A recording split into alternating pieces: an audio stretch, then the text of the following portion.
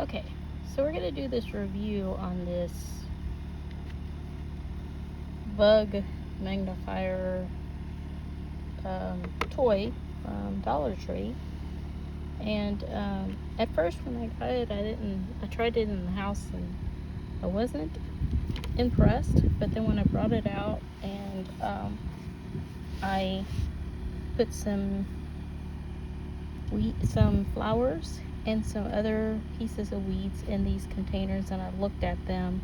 In fact, one of the flowers I had actually had an ant on it, and I was very impressed with the quality. And so basically you flip up this little magnifying glass, and then within it you can focus onto the flower.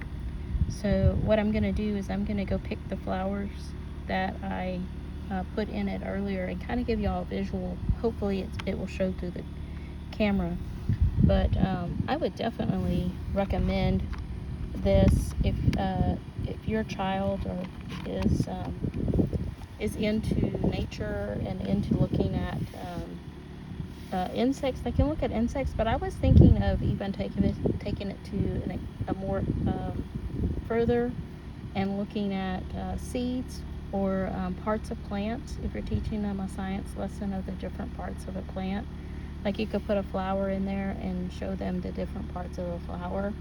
So hang on just 1 second and we'll get some flowers in here so you can look at it.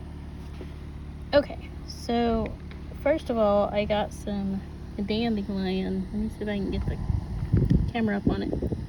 Some dandelion leaf seeds, so they can actually see it. I think it's a lot better in person than on this camera. This camera's not doing it justice, but it does make it much bigger to see. I mean, it's not like huge. It's not like a huge magnification, but if you look at the flower versus looking at it in the camera, you can see. And then I got some little flowers. Not sure if they're gonna show up or not, but they're little white flowers in there.